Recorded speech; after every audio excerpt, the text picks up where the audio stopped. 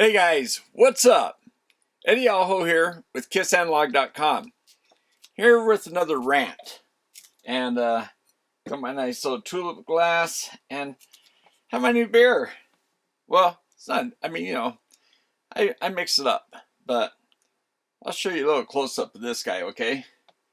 And got my microscope back here. Actually, I've got several experiments going on. Got a couple videos going on, so sorry about all the clutter. Right when I tried to clean up a little bit, I ended up getting really busy this weekend. But I've been watching videos on these audiophile type power cords, right? So I did a video on this one time, a rant, and talked about how you don't need this, and talked about the whys and all that kind of stuff. And anyway, and then I said, well, here's one you can buy for, I think it's around 50 bucks, okay? And it has the shielding, it has the nice sheath, the big heavy cables, the gold plated, contacts and all that stuff. Has all those things that the audiophile cables have.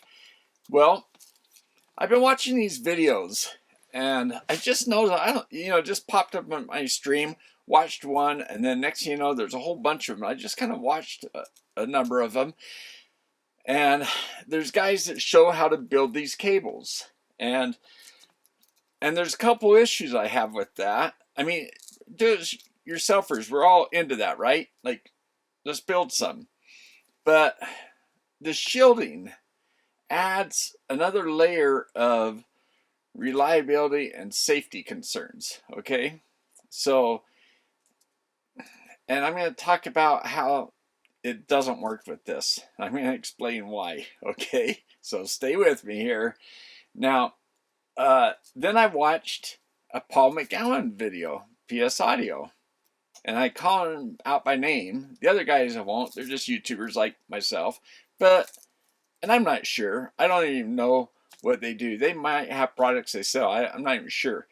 But the thing is Paul McGowan has an audio company, and he does sell power cables, and he was talking about a pair of speaker cables that he bought, 20 grand. But we're not talking about speaker cables, and we're not talking about interconnects. We're talking about power cable. That's my last video, and people would go off on these tirades about cables in general. And I'm not talking about cables in general. I'm talking about power cables. We're going to talk about those other cables later, but I have some tests I was going to show you on power cables. But after watching these videos, I just thought I need to do a video and talk about the safety concerns and making your own cable, okay? Because I'm behind it. But I mean, you're only doing it for eye candy, right? You're doing it because they look cool and it's fun and all that kind of stuff. But I would leave the shielding off personally. But if you want to put it on there, we're going to talk about that and the proper way to do it, okay? But again, I'm still saying that you can buy this cord and it's going to work just as well as this cord, okay? If it's rated for 15 amps, it's rated for 15 amps. It'll do it. Oxygen-free copper. I know that's something that almost everybody agrees on. And why? There's all kinds of different... Anyway, so I'm not going to bash that. All copper is somewhat oxygen-free. It's just what percentage. Like, for instance, this one, I think they claim 99 point something percent free. Okay? Okay, great. So, all right, good. But, so, just a little bit about my background, even though, like, one person commented and thought I was arrogant because I seem to know what I'm talking about. And I totally agree that you can confuse confidence with arrogance, or the other way around. The thing is I've spent lots of time in EMI chambers, and I was actually hired by a defense company to be an EMI design expert. So I'm a power supply guy. I've been doing that for years, and now you can find people. There's some schools training power supplies. Teaching that, but still it's a non-job training kind of thing. And EMI is even more so. So they usually choose a power supply guy or a RF engineer to be an EMI guy. So, but power supply guys, we're always being called down to the lab when something fails EMI, whether it's has anything to do with the power supply or not.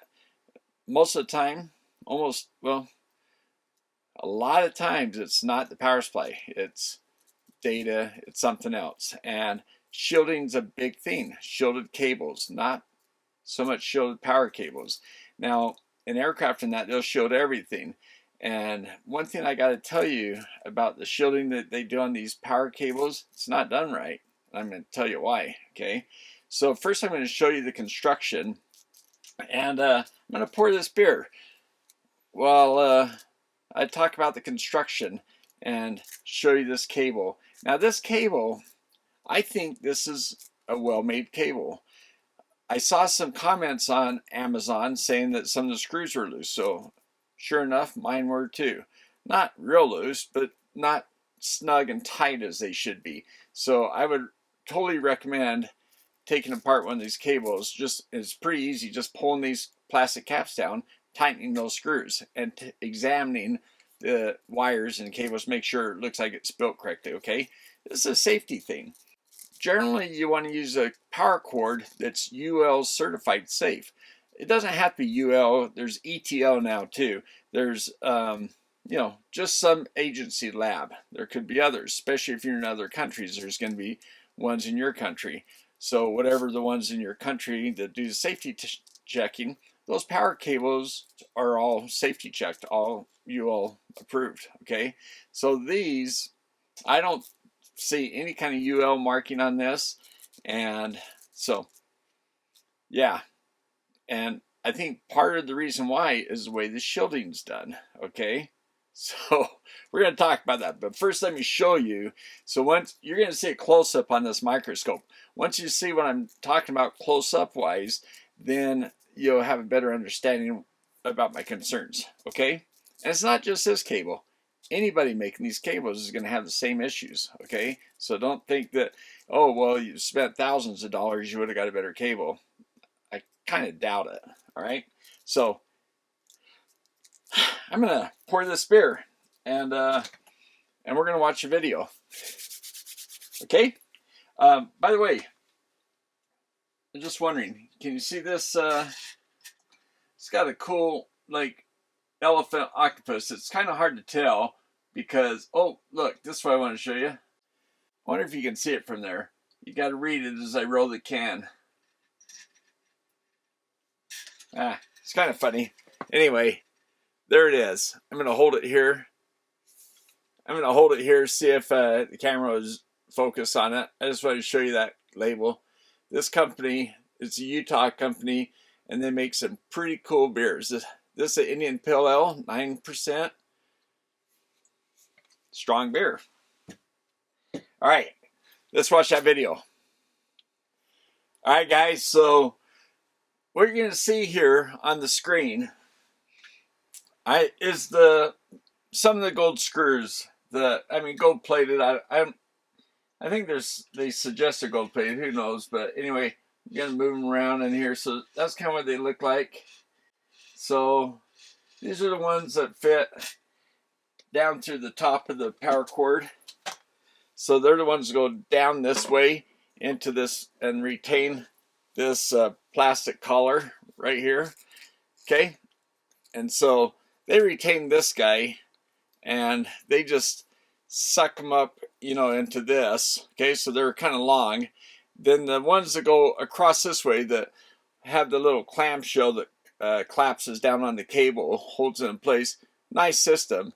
They're shorter screws. They don't have, they're just threaded all the way through. They don't have the unthreaded collar like these do. Okay, so see, those are just long, and supposedly they're gold plated. Who knows? Okay, guys, and this is the plug end. Okay, you know, we're in the United States, so that's what our plugs look like here. And there is how it goes into the plastic. I mean, I think they've done a nice job at these things. there's a ground symbol right there if you can see it. Looks like, is that a CE mark? And then on that side it says W. Is that white? Yeah, I don't know. Is that supposed to be neutral? And then there's a ground symbol. And then we have the voltage and the current rating right there in the middle. 15 amps, 125 volts. Alright, so now here's the screw for one of the wires. And it looks like the gold part has a brass or copper. That could be copper, maybe. The wire gets pinched between. You can see the screw there, maybe. Okay. And there's the ground. Maybe that's easier to see. And by the way, in the plastic, you can see neutral and the little earth ground symbol. So, I mean, that's a nice touch. They molded that into the plastic. But you can see, it looks like a copper, maybe brass fitting. And there's little notches where the wire can go up through there. And then they put the ground wire and the shield wire on top of each other. Okay, there's one little strand there that's kind of not all the way in, but there's some distance between that and the other wire. So yeah, but see how the shielded wire, see how those little teeny little strands kind of come out. We're going to talk about all this stuff, and then there's the final one. Okay, I'm going to spin it around. All right, yeah, there's an L for line, and that's what it looks like. So they look like they're designed, I mean, pretty nicely. And then there's a little screw right there that holds this bottom assembly to the top assembly. So this plastic has two assemblies, this insert right here and then this part. So looks like a good design. The shield is the only part that maybe adds a little reliability risk. So now if we go look at the cable there, you can see it's heat shrink around the outside, and in the middle of it there's some poly or some kind of insulator between the wires. And so you can see kind of the shield down inside there, maybe. Okay, so see that shield wire right there? So that's just the braid that's around the wire, and they collected it all together. They kind of collected it all together and wrapped it together and then twisted it into this wire. Okay, so you got maybe an inch between here and here, and well, then you got another inch or so. So you got 2.5 inches from here to up in here through this plastic. All this is not shielded, of course, right? So this is sometimes referred to as a pigtail. Okay, and we're going to talk more about this stuff. All right, I just want to show you what it looks like. There's a heat shrink. And then here's this nylon braid. I think that's nylon braid, but isn't it? I mean, it's a nice jacket, right? So it is a nice jacket. Oh, and by the way, here's the other part of the plastic that comes up over it. 15 amps, W audio, and there's some of those gold screws. So inside this plastic shell, there's like a half moon that these two guys grab on the other side, and they pull it up into, it's kind of a vise type structure inside. Alright, so see down inside there? It's kind of a vise type structure. There's this piece over here. It's kind of a half moon shape, and the screw that comes to the side grabs this back side, and yeah, just kind of squeezes the cable. It's a nice design. And there's the screw hole. And there's the other boss that this plastic end here, the screws that go down in, the screw that comes down in here goes through this plastic piece and then into this black cup, and it sucks it down like that. Okay, so it's a nice finish. It's a nice design. All right, so the other end, let me just show you that. All right, guys, on this side, you kind of see through the plastic, and you can see how there's two blades. They're spring loaded. See how they're flat? And then they, you know, the terminal, as it comes in there, gets pinched in there. And so you get some nice surface area. So there's the one on the side here. So you kind of see it there. I'm rotating it. And there's one over on the left side. They're kind of hard to see. The ground one there is the easiest one to see. Okay. Then the other side. Oh, actually, from this side, you can see all three. Okay. So that's what that looks like. And the plastic thing is almost sucked in. Let me pull it back. And there's our terminals. Okay. Very similar to the other side. Very similar construction design.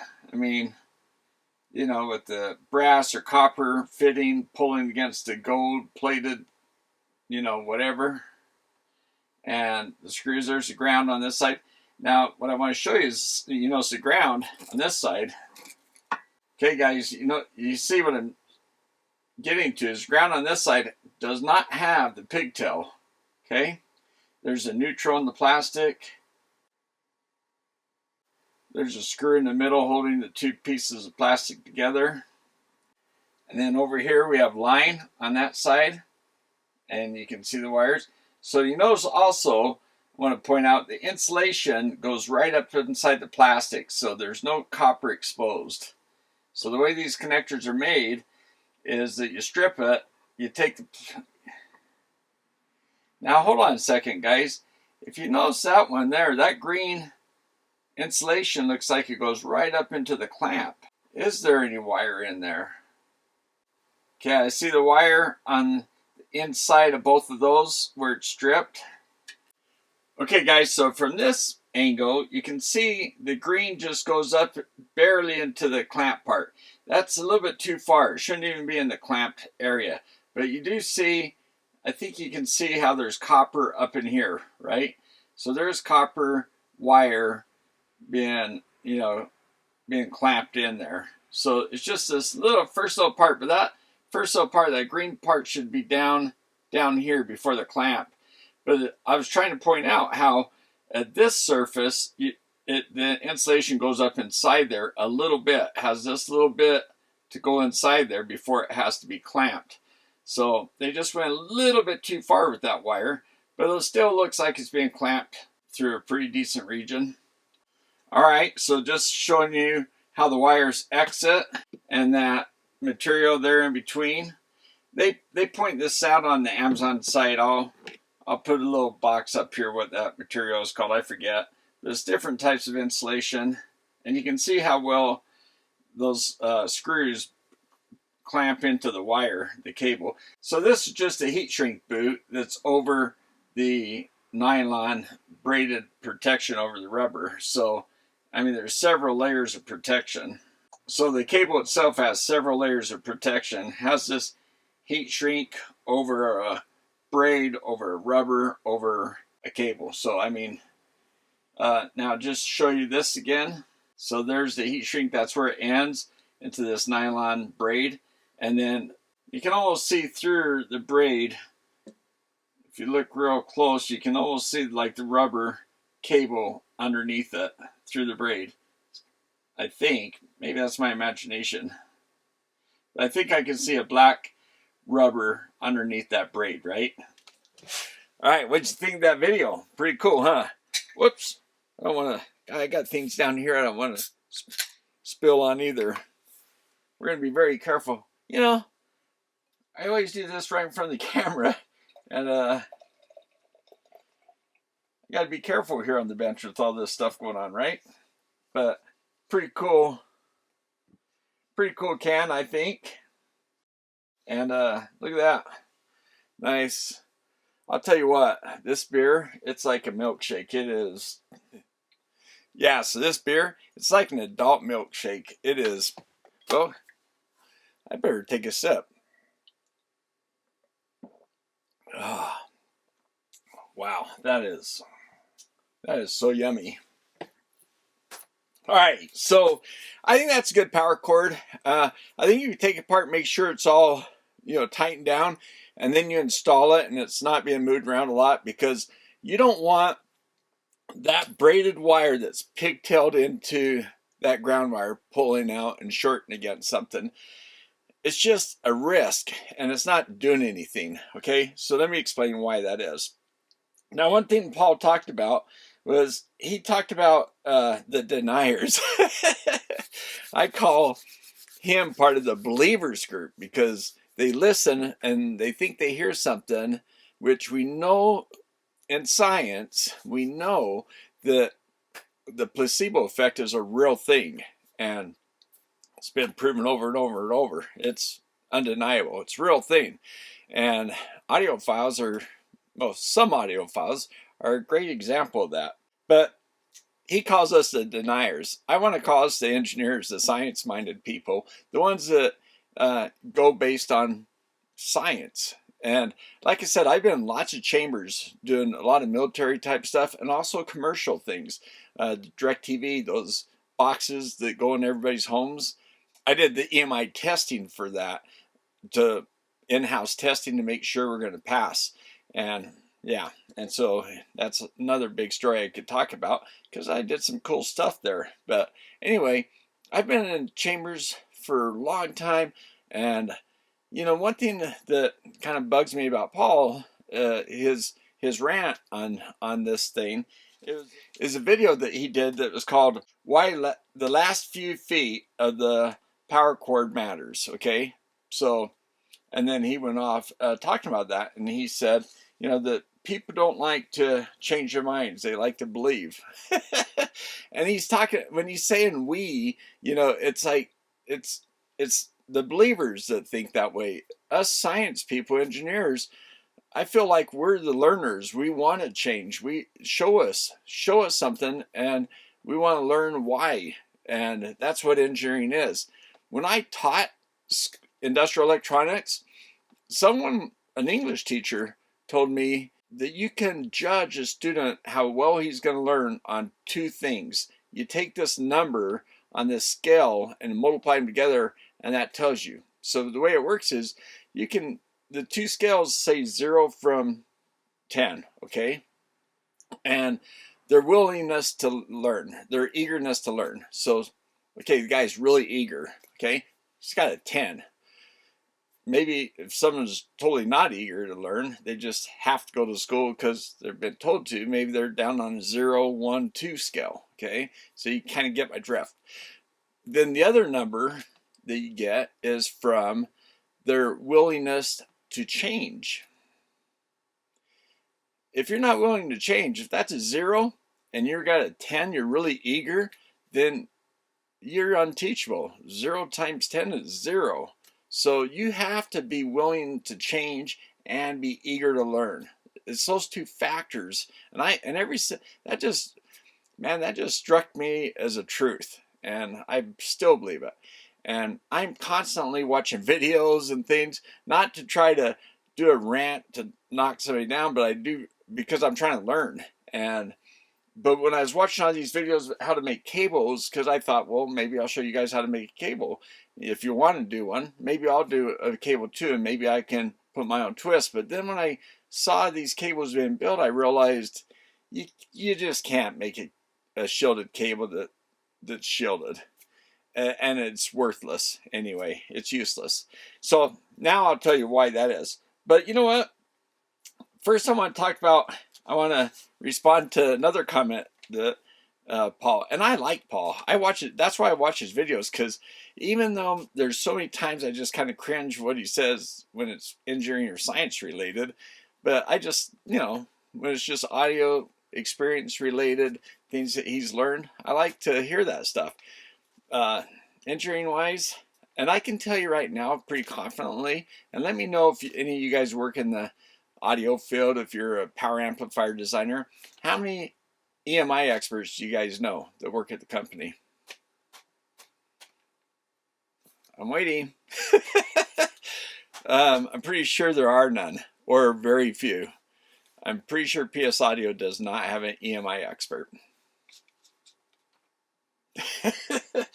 Hey, Paul, I'll come over and help you.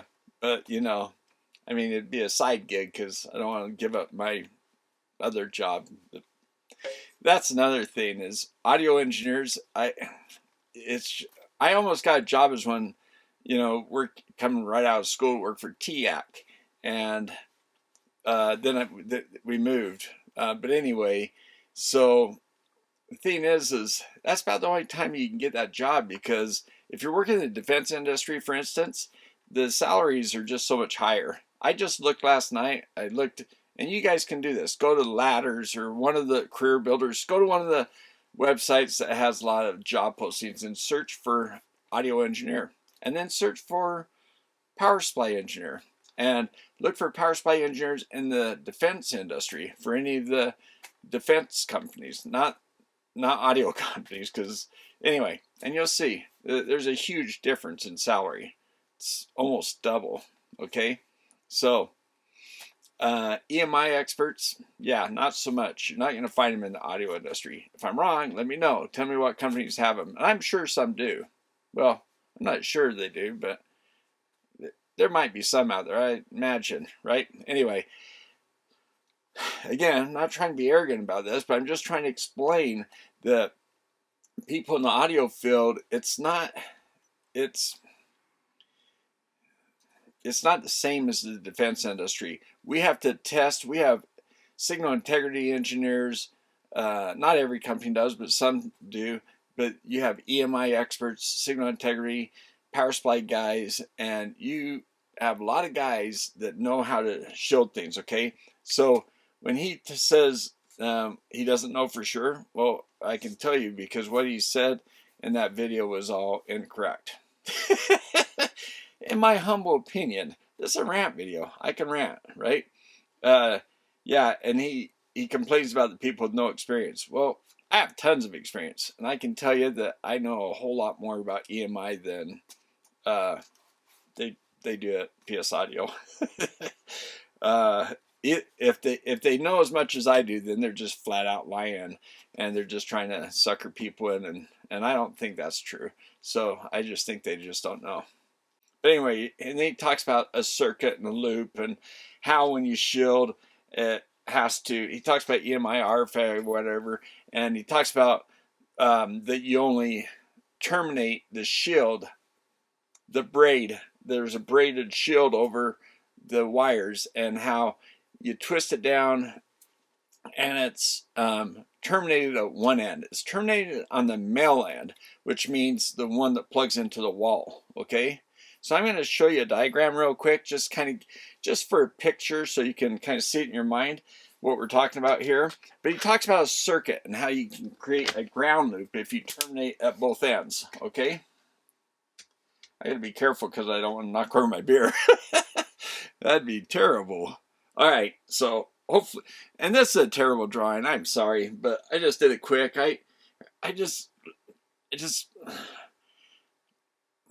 Yeah, I was gonna do this rant, and my wife said, "Oh, you shouldn't do it," but it's a safety thing, and it's somebody that a lot of people respect that says things. A lot of other guys out there building cables the way he says that they should be made, and I just want to talk about that. Okay, so let's just say this is the input of your power amplifier. So here's our line, neutral, and our ground, and it goes, when it comes into your chassis, it goes immediately to chassis ground. Okay, that's the proper symbol, not the earth ground symbol. It's not correct. Don't use it. And then you go through a transformer. It's isolated. The current's coming to this transformer and going right back out. So there might be an EMI filter in here too, okay?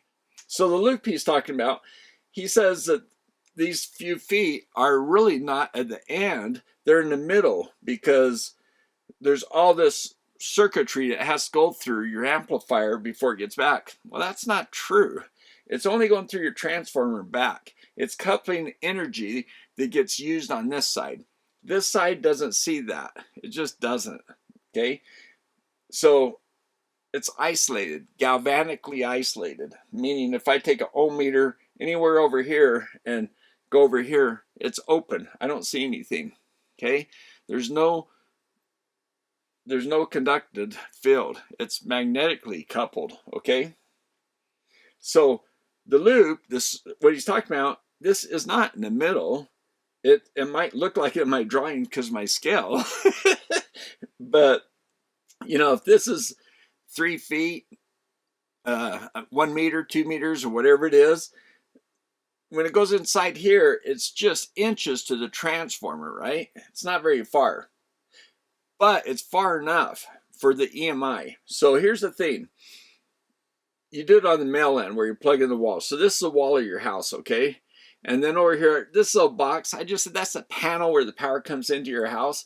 There's probably going to be a couple panels, but anyway, it comes from the transformer. This is my power pole outside the house. And that's a transformer. So it comes out the transformer. You got these wires. It goes through here. Now you got solid wire running through your house. You know, circuit breaker panel. It's going through circuit breaker panel. It's going around your house. Hopefully not behind your refrigerator.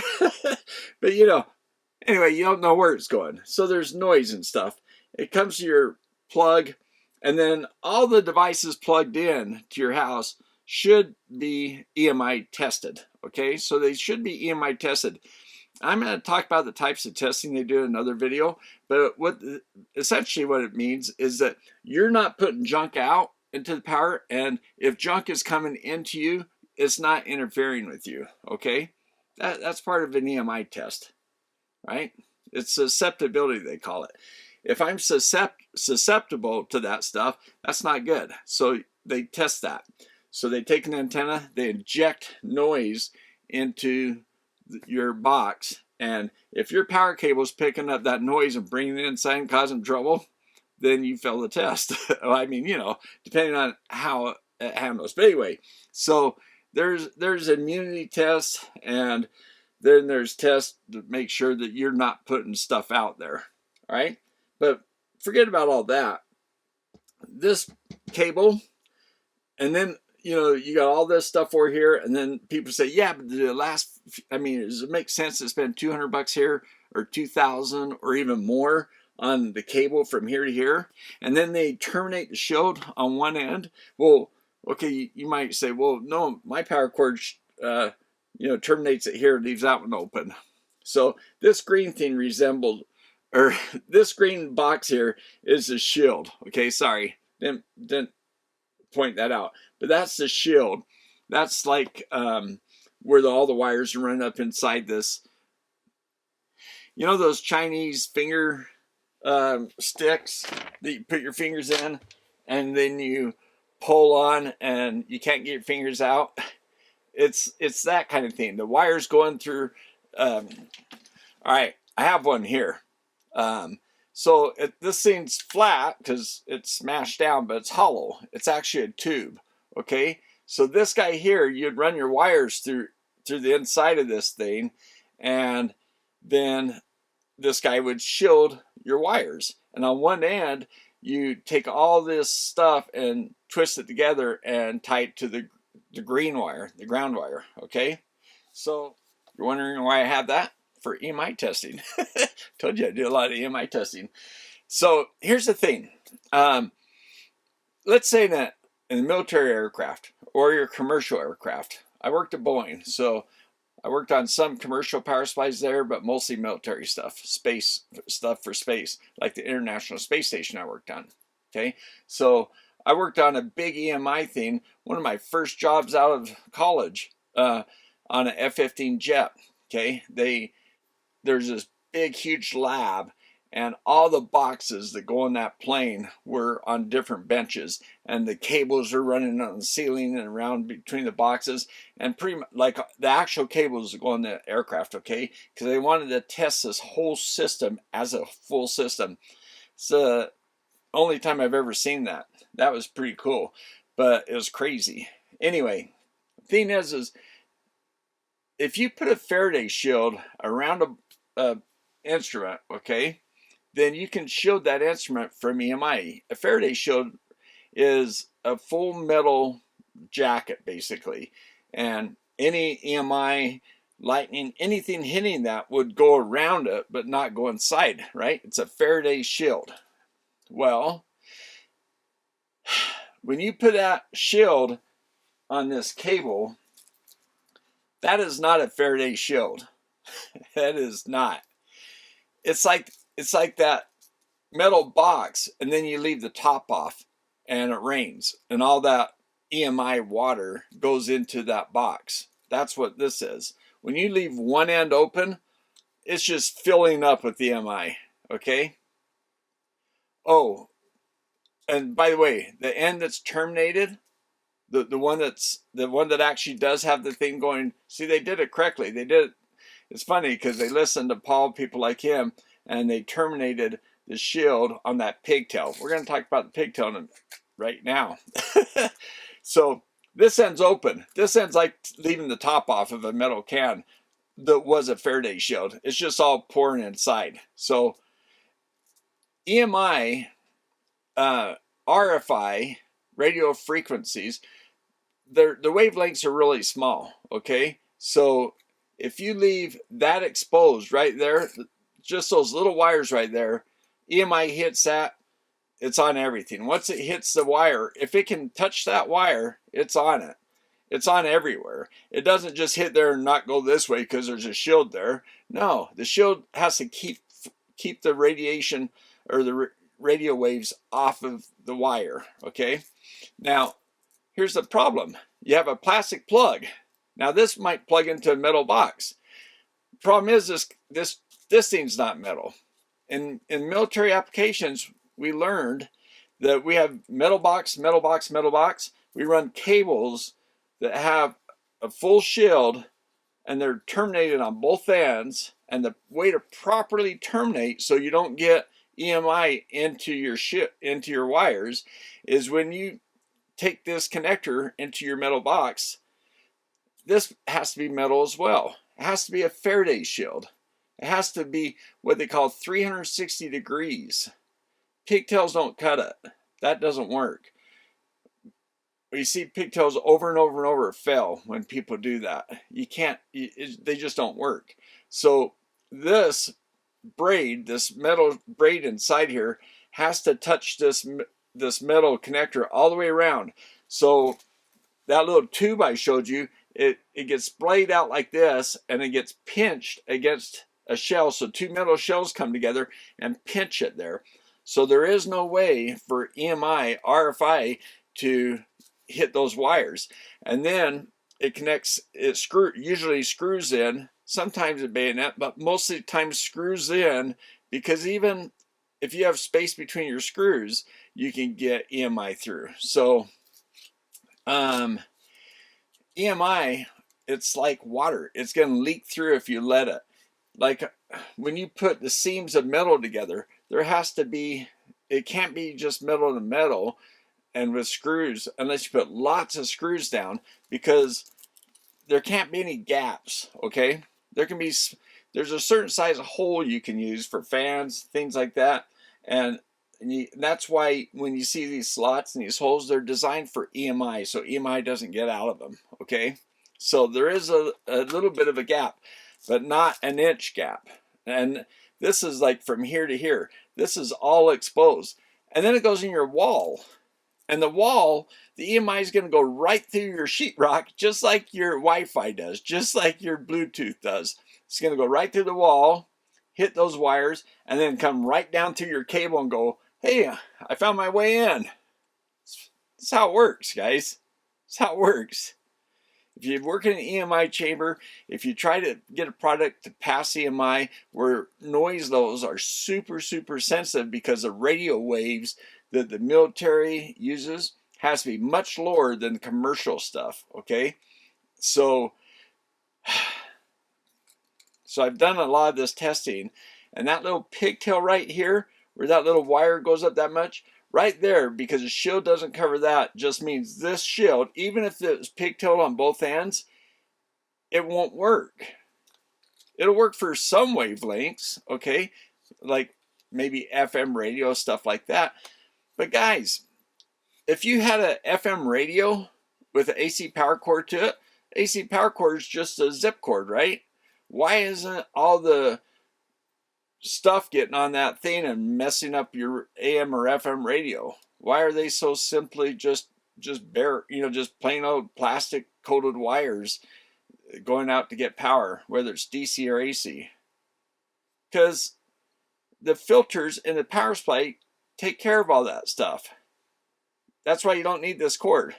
Just go use the cord. Look at all the Macintosh amplifiers back in the day that people loved. Zip cords. You don't think those Macintosh engineers knew what they're doing? Well, they probably weren't EMI experts, but they didn't need to be. And everybody loved those amplifiers, right? So today, it's just become what? In the last decade or something that people have gotten crazy about power cords. And before that, they just had to deal with the crazy sound that came out. So it's ridiculous. Once you take that shield and you put that little pigtail on it, you just screwed up your shield, okay? The only way to do it is bring the metal shield up to a metal connector that connects to a metal box. And Faraday shield to Faraday shield to Faraday shield to Faraday shield. That's how it works. Otherwise, it's like leaving a window open at that side of the house. It's like, well, the rest of the windows were closed, but we still got water in the house. How'd that happen? Well, because that window's open, guys. It's not, I mean, is that difficult? I'm ranting, and I'm not ranting and raving, am I? I'm getting close, I guess.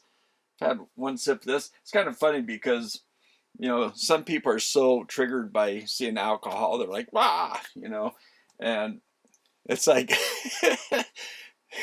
I've had one taste of this. I think just knowing I'm going to drink this beer, I'm so excited.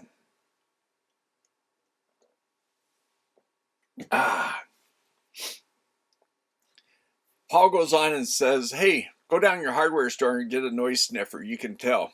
You can see. You can. Man, I wish EMI was that simple. Yeah. There was, not to say that's totally crazy, because I'm trying to think how they did it. There was like a simple radio kind of thing where you'd take your antenna and you'd get it close to your electronics and you'd hear like some static and stuff. I'm trying to remember how they did that. One of you guys leave a comment. I'm sure you know what I'm talking about. But there was a really inexpensive way to do like a quick test to see how bad things were. But to do proper EMI testing, you guys have seen, maybe you've seen my videos on using that Unity spectrum analyzer I have. Well, that's inexpensive, but what is it? It's still over $3,000, and that's a heck of an instrument. But that's just the beginning. Then you need antennas. You need a room. That's why a lot of companies don't have pre-screening for EMI, because they can't even afford a pre-screen room. A pre-screen room is where you go in, you do some testing. You might just have a bench with a metal top that's grounded to the floor, and you just do some conducted EMI testing. And that's about the cheapest, simplest way you go through. That's still probably 10 grand investment, okay? A lot of companies, they just don't even have a 10 grand scope, let alone spend 10 grand for EMI, something that, So, now, yeah, Paul, in another video that he did, I don't remember the title of that one. It was about switching power supplies. Some viewer left him a question like, what about switching power supplies? Are they good? Or something like that. And he actually admitted that in a few years, maybe 5 years from now, that they're going to be all switching power supplies. They'll have nothing but switching power supplies. But he said it's not trivial and it's a real art form. And he's right. Thank you, Paul. I'm glad he appreciates it, because like in another rant video I did, why don't audio companies hire power supply guys like me? Well, they can't afford me. Even if I took a pay cut, the thing is it's like I'm talking, a different language. they don't understand. They don't appreciate a power supply engineer, EMI design. You know, they not until they fail, and then they just don't appreciate it. And so, yeah, I'd love to work for an audio company. I mean, designing amplifiers and power supplies for amplifiers. I like to do Class D amps, and which I'm going to do on this channel. This year we're going to do a Class D amp. We're going to finish that PFC design along. We're going to do that jack collaboration, that power supply for that, and then we're going to go into a Class D amp after that. That's going to happen this year.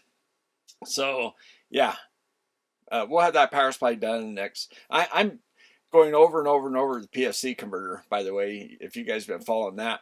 I don't get a lot of views on design stuff like that though. So, but hopefully, hey, if you like the rant, if you think you learned something on this, if there's value in this, and you know, it's hard to dispel a myth. It's like on the job when I'm following behind someone who's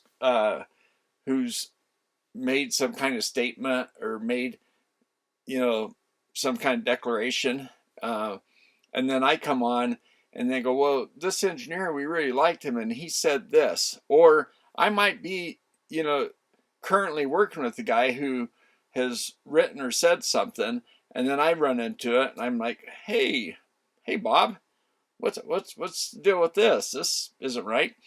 Well, it takes like me 5 times or 10 times more work to dispel that. Everybody will believe a statement made by somebody without any background, without any checks. You know, they're like, oh, we trust him. He said this, so we believe that.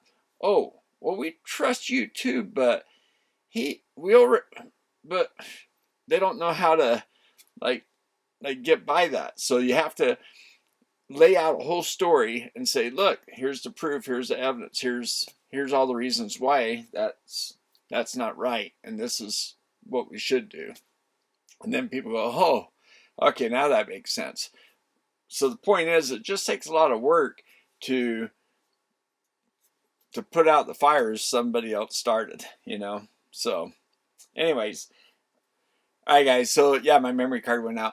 So Paul did make the comment that things have to be properly shielded, and if you need shielding, yes, it needs to be done properly. So I've always said that you either have to make a shield, either a shield or a conductive path. It can't be both, okay? When you terminate both ends, it doesn't mean it's a conductive path. He talks about a loop, and he's talking about a circuit, right? I mean, he's calling it a loop, but we call it a circuit when you complete a circuit path, right? So power comes in from your line, goes out your neutral. And he's calling it return and ground and different things, and he called it a bunch of different things, and yeah, nomenclature gets all messed up, but it comes in hot and leaves out the neutral, okay? So it doesn't go out the ground, okay? So the ground is not going to create current loops. When you terminate both ends, there's no current flowing through the ground. That's your chassis, that's your shield. There's no current in it. So that's the proper way to do a shield, is to not have current going through your shield. If you have current going through your shield, then it's a conductive path. It's not a shield. Okay? You either have to decide. So a Faraday shield, a Faraday cage doesn't have, you don't pass current around the Faraday shield. Okay?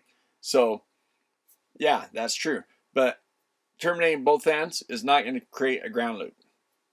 There's no current going through it. That ground, that green wire, that is safety ground. If line shorts into the metal somehow, then you don't want to make your metal hot. Like when I'm moving my equipment around, I don't want to touch 2 pieces of metal and have one of them hot, one of them grounded, and get zapped. All those metal cans are all chassis grounded to my green wire. Okay, that's one of the functions, is to make sure they're all the same voltage. The other function is that if one of those instruments, usually it's a motor, right? Something that's moving, electric wire that gets shorted to the stator, okay? Then but anytime anything shorts to the metal, okay, you don't want anything hot. So as soon as it does that, that current races down that safety wire, has to be properly sized. So you don't want it running through a shield. If you terminate on both sides, that shield, the conductive path of that has to be equal to your green wire, which it would be, because it's, you know, if you're using foil, maybe not, but you're using the proper braid like we see inside these cables, and like I showed you here on the bench, this stuff is heavy duty, okay? So it's going to carry as much current as your green wire. But so if you did shield your cable on both ends,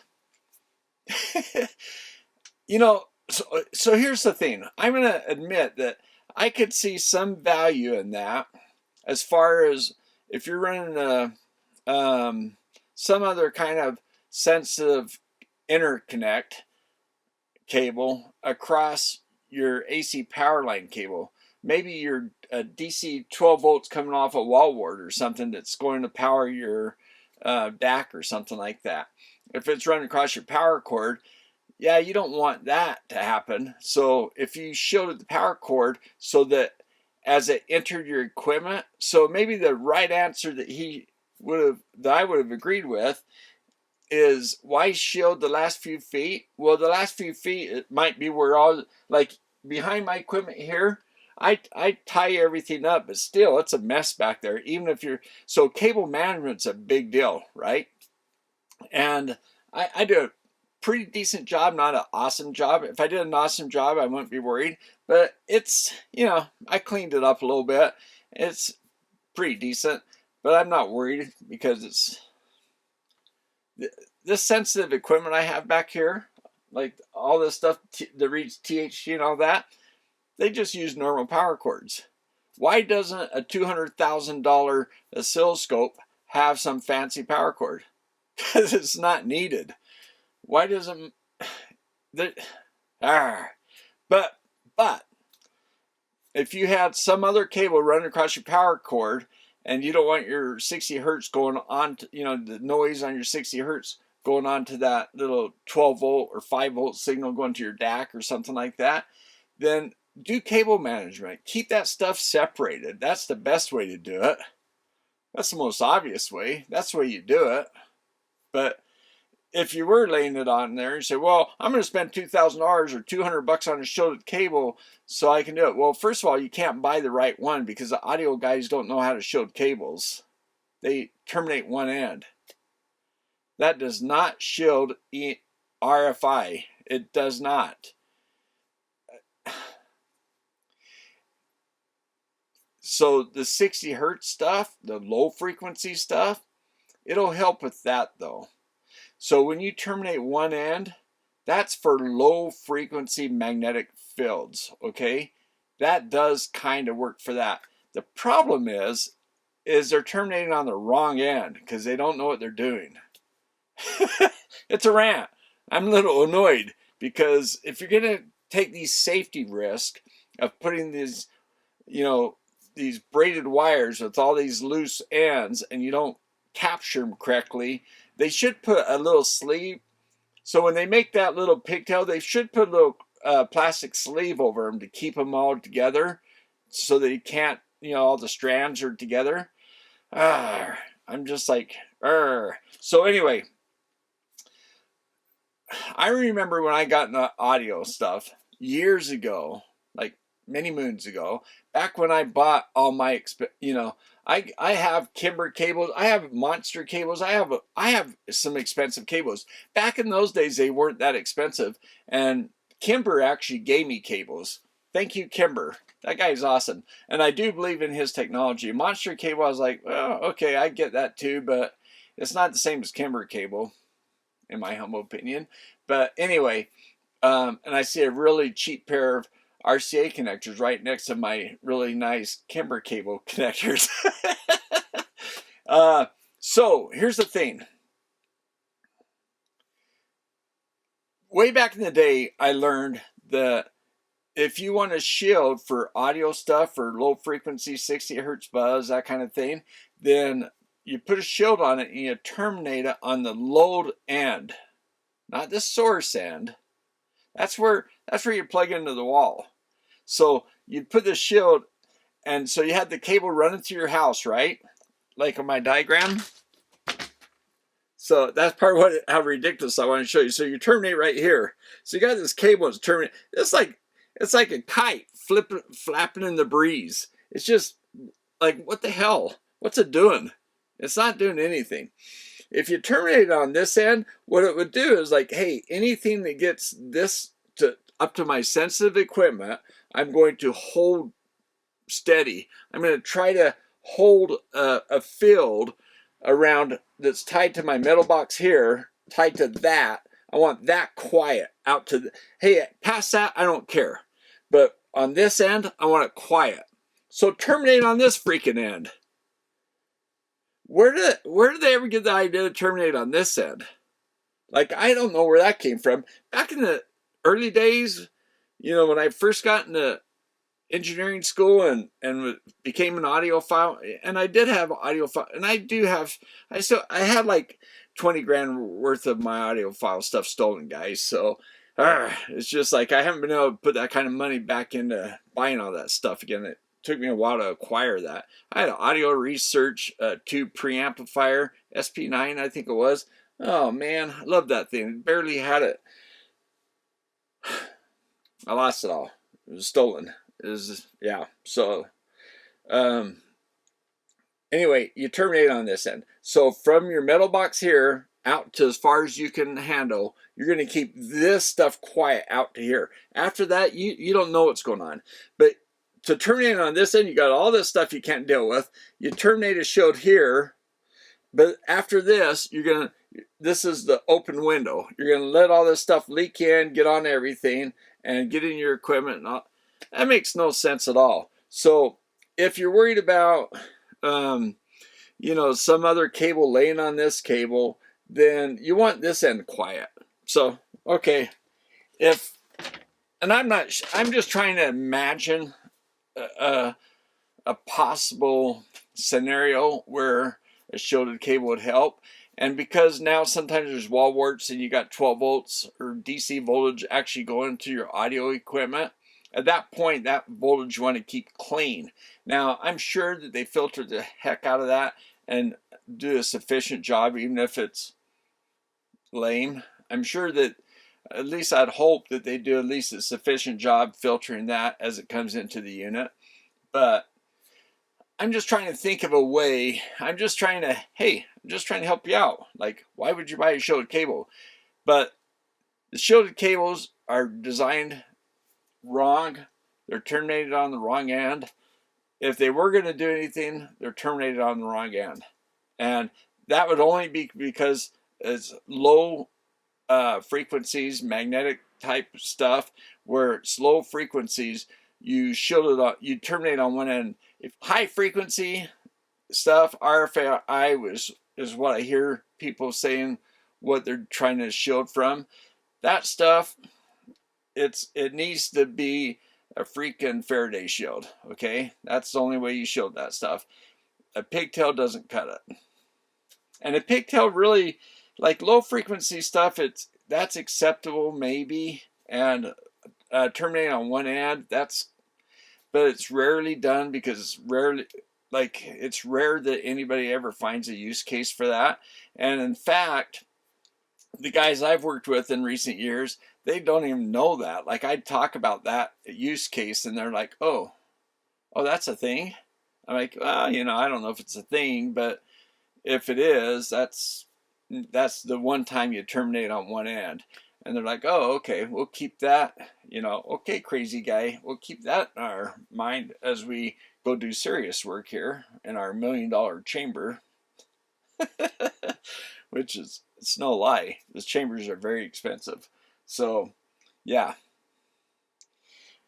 I'd love to go through some chambers and make some videos and show you guys what real EMI and real people that actually know what they're doing, what that world looks like, so you could see the difference between the audio foolery and the real world signal integrity.